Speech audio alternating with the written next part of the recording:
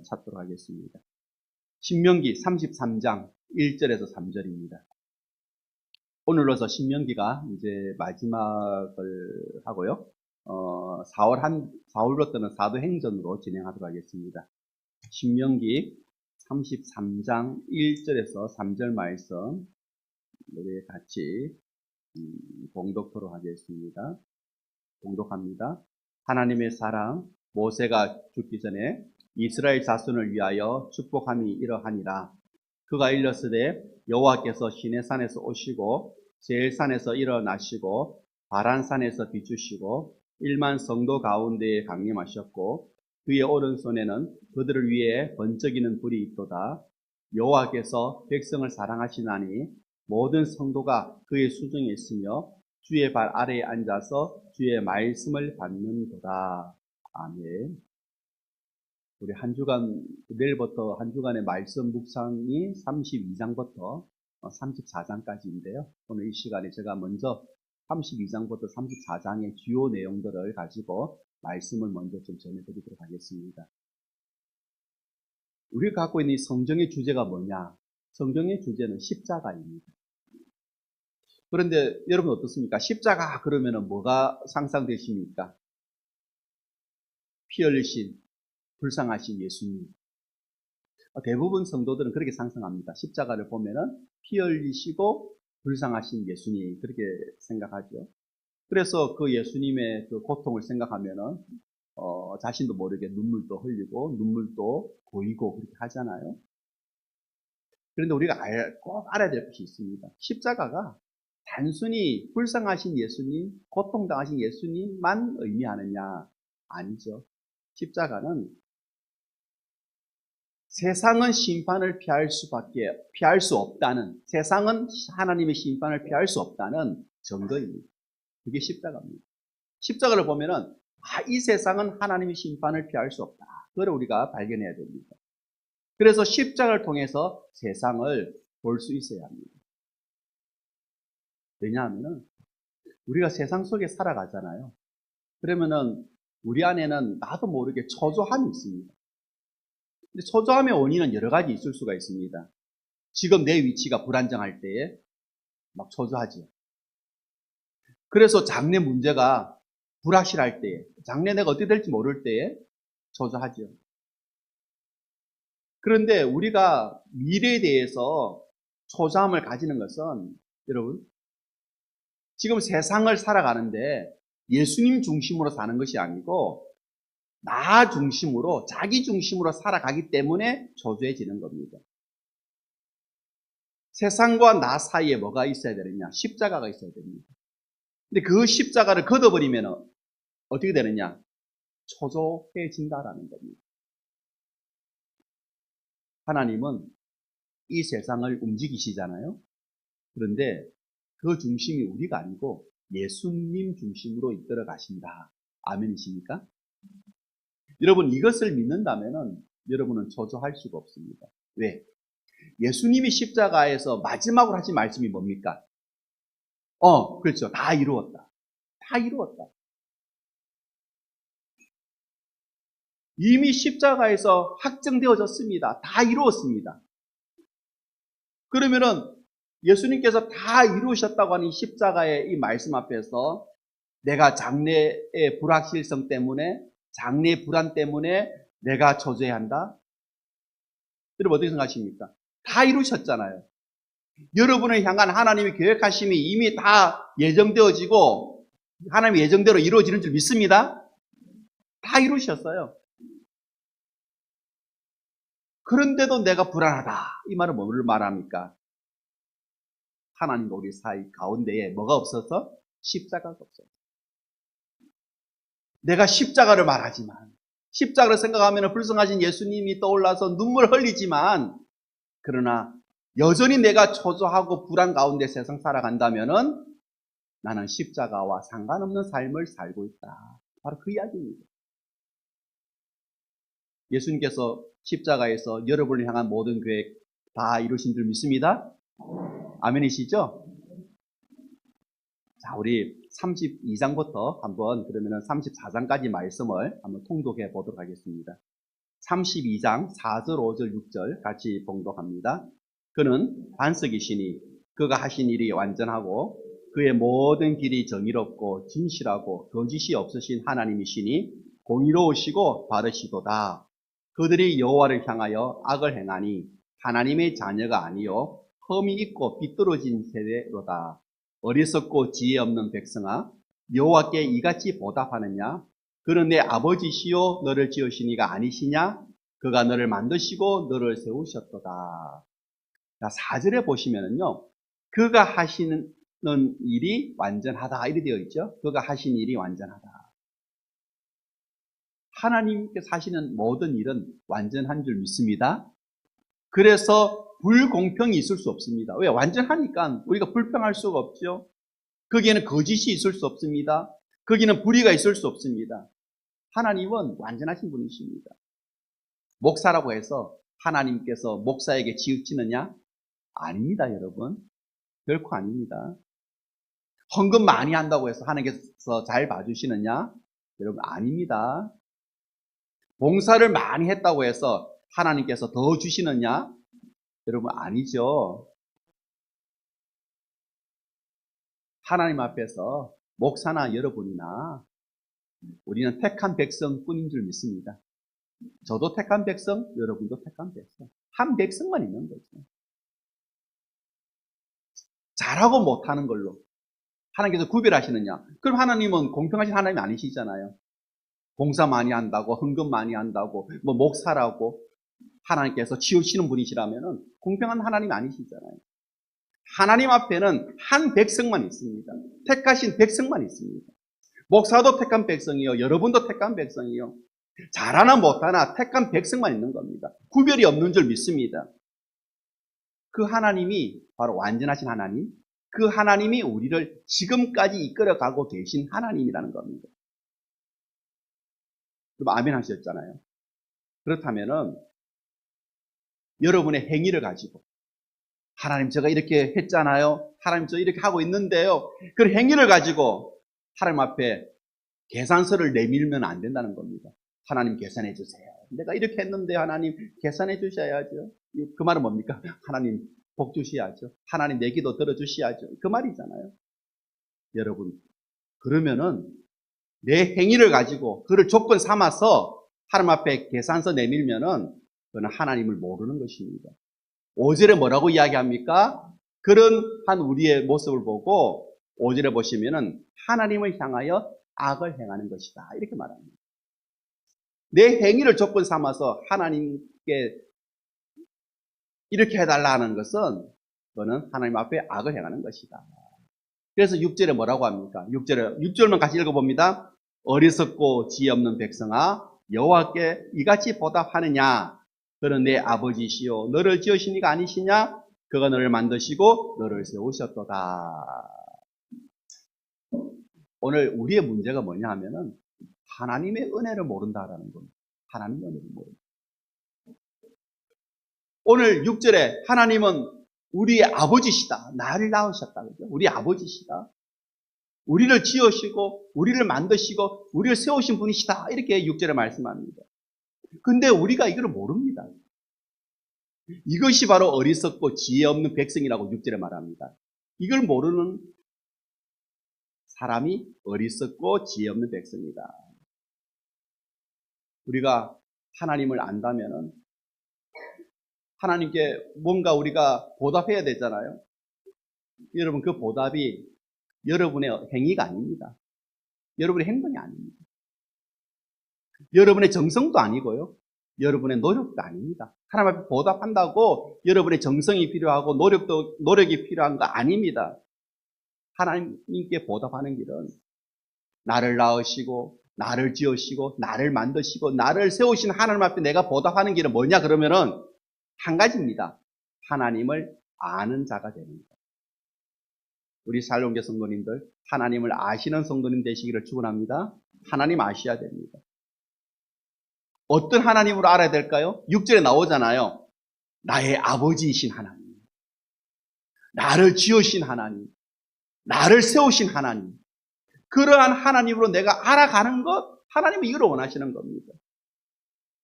그래서 감사하며 살아가는 것. 이게 하나님께 보답하는 겁니다. 우리의 정성이 아니고 노력이 아니고 우리 행동이 아니라 하나님이 나의 아버지시다. 이걸 아는 것, 이게 하나님께서 원하시는 거죠. 그런데 지금 우리가 살아가는 세대는 하나님 아버지를 잃어버렸습니다. 하나님 아버지를 잃어버렸습니다. 자기만을 위한 세대가 되어버렸습니다. 하나님 아버지의 마음은 어떠하든지 관심이 없습니다. 내 자신의 관심거리입니다. 내 자신의 관심거리입니다. 그래서 모든 일을 누구의 힘으로? 자기 힘으로.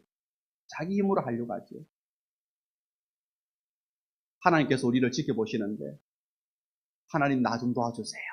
하나님께 부탁하지 않고 하나님 의지하지 않고 그냥 내 힘으로 하려고 하는 겁니다. 신앙생활도 내 힘으로 하려고 하는 겁니다.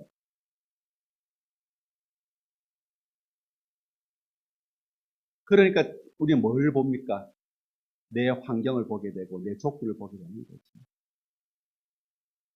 그래서 내 환경과 내 조건에서 하나님의 은혜와 사랑을 찾으려고 하는 겁니다. 여러분 그렇게 찾지 마십시오. 가장 중요한 것은 뭐냐면은 오늘 우리가 교회에 모여서 하나님의 말씀을 듣고 있다라는 겁니다. 말씀을 들을 줄 알고 말씀의 귀를 기울일 줄 알고 그래서 우리가 교회에 모였다는 것, 모여서 예배 드린다는 것, 이게 뭡니까? 하나님이 나의 아버지시고 나를 세우시고 나를 지으시고 나를 만드셨다는 것을 인정하는 것이잖아요. 그렇기 때문에 우리는 세상의 조건과 세상의 환경 때문에 불평하지 않습니다. 내 힘으로 살아가려고 한다면 내 환경도 중요하고 내 조건도 중요하잖아요. 그러면 우리는 불평하게 되고 원망하게 되고 포기하게 되고 실망하게 됩니다. 왜? 그런 환경이 되지 못하고 그런 조건이 되지 못하기 때문에. 그런데 우리가 나를 지켜보시는 하나님을 바라본다면은 그래서 내 힘이 아니고 하나님의 힘으로 하나님 나의 아버지시잖아요. 나를 만드신 분이시잖아요. 나를 세우신 분이시잖아요. 하나님 나 좀 도와주세요. 나 좀 이끌어 주세요. 그 하나님께 나를 맡기고 하나님의 도움을 구한다면은 실망하지 않습니다. 우리 한번 말씀 보실까요? 34장 한번 가보겠습니다. 34장 4절 5절 함께 봉독합니다. 여호와께서 그에게 이르시되 이는 내가 아브라함과 이삭과 야곱에게 맹세하여 그의 후손에게 주리라 한 땅이라. 내가 내 눈으로 보게 하였거니와 너는 그리로 건너가지 못하리라 하시매 이에 여호와의 종 모세가 여호와의 말씀대로 모압 땅에서 죽어. 저는 환경과 조건만 생각하고 그 환경과 조건 속에서 주시면은 하나님의 은혜고 안 주시면은 입에서 불평 나오는 그런 그 어린아이 같은 믿음이 아니다. 오늘 이 말씀을 보시면은 5절에 모세가 죽었습니다. 이유는 뭡니까? 하나님의 말씀 때문에. 하나님의 말씀대로 모세가 죽었다고 되어 있잖아요. 모세가 죽은 것은 말씀의 성취입니다. 여러분 아멘이십니까? 모세의 죽음이 말씀의 성취라니까요. 모세의 죽음이. 근데 여러분 잘 생각해 보세요. 인간적 입장에서는 모세의 죽음 그러면은 사실 분통 터지잖아요. 왜 분통 터집니까? 하나님께서 모세를 불러가지고 그 고집세고 목이 그 굳은 꼿꼿한 이스라엘 백성들을 애굽 이집트에서 이끌어내잖아요. 그리고 40년 동안 그들 때문에 얼마나 고생했습니까? 그래서 결국은 가나안 앞에까지 인도해낸 사람이 누굽니까? 모세잖아요. 누가 다 수고했습니까? 모세가 다 수고했습니다. 그런데 그 약속의 땅 누가 들어가야 됩니까? 모세가 들어가야죠. 개선 장군처럼 모세가 맨 앞에 딱 서서 들어가야 되잖아요. 그런데 온갖 고생은 모세가 다 해놓고 하나님은 모세 너는 죽어야 된다라고 하고 모세의 제자 여호수아를 통해서 여호수아가 앞장서서 가나안 땅에 들어간다. 제가 모세라면은 아마 분통 터져가지고 잠을 못 잤을 겁니다. 고생은 내가 다 했는데 40년 동안 어떻게 여호수아를 하나님 앞에 세울 수 있습니까? 여러분 받아들일 수 있겠어요? 주일학교 친구들, 우리 주은이 못 받아들인대요. 고생은 내가 다 했는데 사실 받아들이기 어렵습니다. 왜? 인간은 내가 수고한 대가 자기 자신에게 모으고 싶어 합니다. 내가 수고했으니까 그 대가를 모으고 싶어 하죠. 받고 싶어 하죠. 그런데 정말 우리의 영광의 순간에 그 영광을 포기해야 될 그런 입장에 서 있다면 하나님 향하여 원망이 안 오겠습니까? 영광 받을 만한 일을 했는데 그 영광을 포기해야 한다면 여러분 원망이 놓을 수밖에 없죠. 아마 저는 그랬을 겁니다. 하나님 제가 여기서 죽는다니요. 저 좀 살려주셔가지고 저 가나안 땅만 보고 가나안 땅에서 죽게 해주십시오, 하나님. 그렇게 기도했을 겁니다. 제 같으면. 그렇게 애원했을 겁니다. 제발 살려달라고. 고생했는데 저 가나안 땅 한번 밟게 해달라고. 여기서 못 죽는다고 막 애원했을 겁니다. 원망했을 겁니다. 하나님 이럴 수 있냐고. 그런데 모세는 어떻게 합니까? 역시 모세는 위대한 것 같아요. 받아들입니다. 하나님의 말씀대로 그 죽음을 받아들입니다. 하나님께서 지금까지 모세를 사용하신 것은 모세를 영웅으로 만들기 위하여 사용하신 것이 아니고 모세를 존경받는 지도자로 만들기 위해서 사용하신 것이 아니다라는 겁니다. 하나님은 하나님의 일을 하신 것뿐입니다. 아멘이시죠? 모세를 사용하신 것은 하나님의 일을 하시기 위해서 하신 겁니다. 하나님의 계획에 의해서 모세가 체험받았고 하나님의 계획에 의해서 모세는 죽는 겁니다. 모세가 이것을 알았습니다. 내가 죽어야 말씀이 성취되어진다는 것을 모세는 알았기 때문에 그 약속의 땅이 자기 눈앞에 보입니다. 눈앞에 보이지만은 자기는 그 죽음을 받아들였던 겁니다. 근데 만약에 모세가 나 못 죽는다고 고집 피우고 뭐 금식하면서 하나님 앞에 애원했다면은 누구의 일이 방해됩니까? 그렇죠? 하나님의 일이 방해되는 거잖아요. 하나님의 일이. 제가 왜 이 말씀을 드리느냐? 성도는 나의 실패까지도, 우리 실패할 수 있습니다. 저도 실패합니다. 나의 실패까지, 심지어는 나의 죽음조차도 하나님의 일이라고 인정해야 한다는 겁니다. 여러분 아멘 되십니까? 우리 성도님들은 믿음이 좋으세요. 참 아멘하기 힘들잖아요. 실패까지도 하나님의 일, 심지어 죽음까지도 하나님의 일. 그런데 여러분 그렇게 받아들이셔야 합니다. 그런데 나는 실패하면 안 돼. 나는 성공해야 될 사람이야 라고 그렇게 우리가 자기를 포기하지 못하면은 항상 나에게 도움이 될 만한 일만 찾게 됩니다. 그러면은 하나님의 일이 방해됩니다. 하나님은 여러분을 만드시고 여러분을 택하셨을 때에 여러분을 향한 계획이 있었던 겁니다. 그 계획들 하나님은 때로는 실패하기도 하시고 때로는 성공하기도 하시고 때로는 건강하게도 하시고 때로는 약하게도 만드시고 때로는 우리를 부하게도 만드시고 때로는 우리를 가난하게도 만드십니다. 그러면서 하나님의 일을 이루어 가십니다. 나중에는 이 모든 것이 다 합력하여서 우리에게 좋은 선한 결과가 분명히 가져옵니다. 우리 그것을 모르고 나는 실패하면 안 돼. 나는 아프면 안 돼. 나는 가난하면 안 돼. 그렇게만 생각한다면은 자기에게 도움될 만한 일만 찾아다닌다면은 하나님의 계획이 있는데 하나님의 계획은 방해될 수밖에 없는 것이죠. 우리는 실패 없는 세상을 꿈꾸잖아요. 성공만 있는 세계를 우리는 꿈꿉니다. 그런데 이 환상을 미쳐내고 실패와 죽음을 가지고 나에게 찾아오신 분이 누구시냐? 하나님이십니다.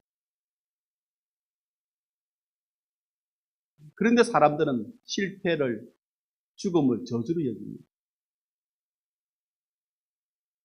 평소에는 하나님을 찬양하다가도 하나님 사랑한다고 말하다가도 실패가 찾아오면은 하나님의 사랑이 끊어져 버립니다. 성경은 환난이나 공고나 기근이나 적신이나 유혹이나 칼이라도 우리와 예수님의 사랑을 끊을 수 없다고 이야기하는데 실패가 찾아오면 그 사랑이 끊어져 버립니다. 그러면 여러분 그는 처음부터 사랑이 아니었다는 거죠. 실패했다고 주님을 향한 사랑이 끊어진다? 그 처음부터 사랑이 아니었습니다. 오늘 우리 33장 한번 보시면서 말씀을 결론을 좀 내도록 하겠습니다. 33장 1절에서 3절 같이 봉독합니다. 하나님의 사람 모세가 죽기 전에 이스라엘 자손을 위하여 축복함이 이러하니라. 그가 일렀으되 여호와께서 시내 산에서 오시고 세일산에서 일어나시고 바란산에서 비추시고 1만 성도 가운데 강림하셨고 그의 오른손에는 그들을 위해 번쩍이는 불이 있도다. 여호와께서 백성을 사랑하시나니 모든 성도가 그의 수중에 있으며 주의 발 아래 앉아서 주의 말씀을 받는도다. 1절에 보시면은 축복이 나옵니다. 그런데 이 축복이 우리가 생각하는 축복과 좀 다르다라는 겁니다. 성경에 보면 하나님께서 우리를 도우시는 이야기가 많이 나오죠. 우리 그걸 축복으로 생각합니다. 그런데 그냥 여러분을 도와주시는 것이 아니고 하나님의 뜻이 여러분을 통하여 이루어질 수 있도록 하나님께서 여러분을 도우신다는 겁니다.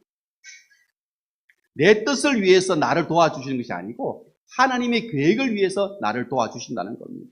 그런데 내 뜻만 위하여 하나님께서 나를 도와주신다? 그러면 하나님은 우상이 되는 거죠. 그건 우상이죠. 나만 돕는 하나님이라면 그게 우상인 것입니다.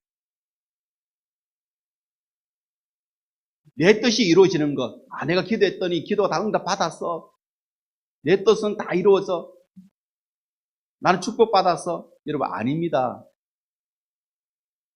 그건 여러분 축복이 아닙니다. 진짜 축복이 뭐냐? 여러분 2절과 3절에 있습니다. 진짜 축복은 여러분 2절에 보시면은 하나님 오른손에 뭐가 있다고 되어 있습니까? 돈인가요? 성진인가요? 건강인가요? 뭐죠? 뭐가 하나님 오른손에 들려 있습니까? 불같은 율법. 불같은 율법.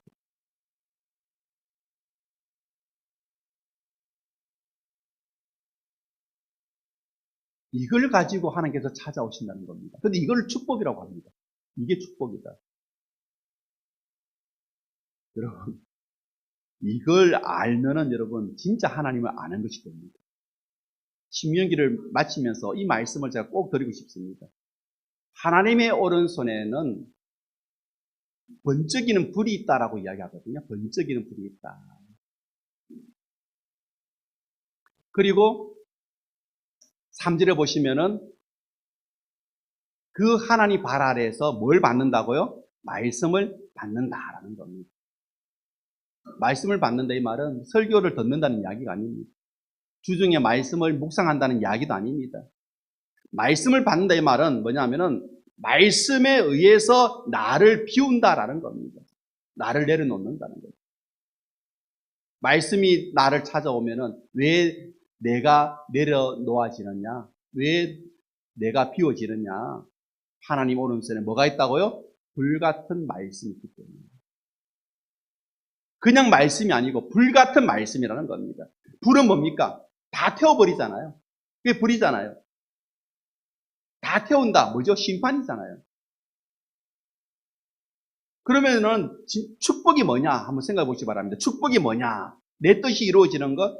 아닙니다. 축복이 뭐냐? 말씀에 의해서 내가 태워지는 것. 말씀에 내가 심판을 받는 것. 말씀에 내 자신이 비워지는 것. 이걸 오늘 신명기는 모세가 죽으면서 마지막 하는 이야기가 이게 축복이다라고 이야기합니다. 제가 심판 이야기했잖아요. 말씀 앞에 내 죄가 드러납니다. 말씀은 그런 심판의 기능이 있습니다. 우리가 말씀을 받았다 이 말은 뭡니까? 내 죄가 다 드러났다는 것과 같은 의미입니다. 숨겨진 죄까지도 이 말씀 앞에서 다 드러나는 겁니다. 다 말씀은 나를 파헤쳐버립니다. 나를 꾸미고 있었던 나를 포장하고 있었던 그런 도덕, 그런 윤리, 이런 것까지도 말씀 앞에 다 벗겨지는 겁니다. 그냥 부끄러운 내 자신만 드러납니다. 부끄러운 나의 실체가 드러납니다. 그게 바로 말씀의 자리입니다. 여러분, 말씀이 내 안에 들어오면은, 여러분 혹시 그런 생각 하십니까? 나는 괜찮은 사람인데, 나는 괜찮은 인간이야, 이렇게 생각하십니까? 그렇게 생각하셨던 여러분의 그 희망까지도 말씀은 다 무너지게 만듭니다. 말씀 앞에 우리가 다 무너질 때, 다 비워질 때, 비로소 우리 눈에 보이는 것이 뭐냐?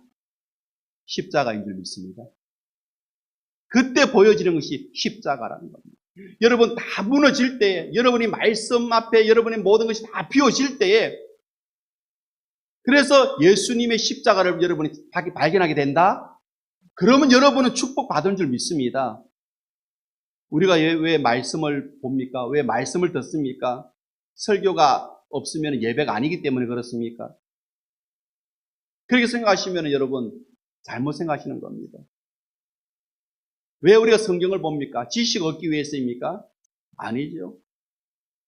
나를 피우기 위해서입니다. 나를 내려놓기 위해서입니다. 우리 말씀 앞에 하나님, 이 말씀을 통해서 말씀이 내 안에 찾아오셔서 나를 비워주십시오. 그렇게 여러분 고백한다면 여러분은 말씀을 받은 자이고 축복받은 자라는 겁니다. 우리는 너무 말씀을 소홀히 하고 있습니다. 말씀을 읽지 않는다는 이야기가 아닙니다. 말씀이 우리에게 어떤 역할을 하고 있는지를 모른다는 겁니다.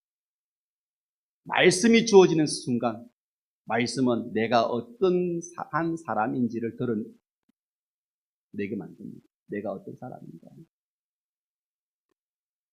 말씀이 내 안에 들어오면 내가 무엇을 따라 살아가고 있는가, 이걸 발견하게 됩니다. 그리고 말씀이 우리 안에 들어오면 우리 자신이 비워집니다. 그래서 저는 말씀드립니다. 자기 비움이 없는 말씀은 말씀이 아니다. 성경을 읽어가는데 자기 비움이 없다. 말씀을 듣는데 자기 비움이 없다. 말씀을 묵상하는데, 성경을 공부하는데 자기 비움이 없다. 그 말씀은 말씀이 아니다라는 겁니다. 말씀이 우리 속에 들어오면, 왜? 그건 불같은 말씀이잖아요. 그 말씀이 내 속에 들어오면 우리는 깨어질 수밖에 없습니다. 깨질 수밖에 없습니다. 그 깨지는 순간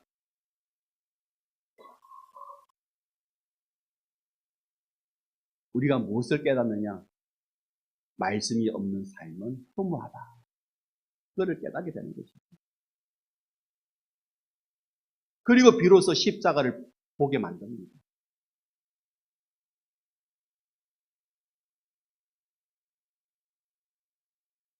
왜? 말씀은 나를 완전히 드러내잖아요.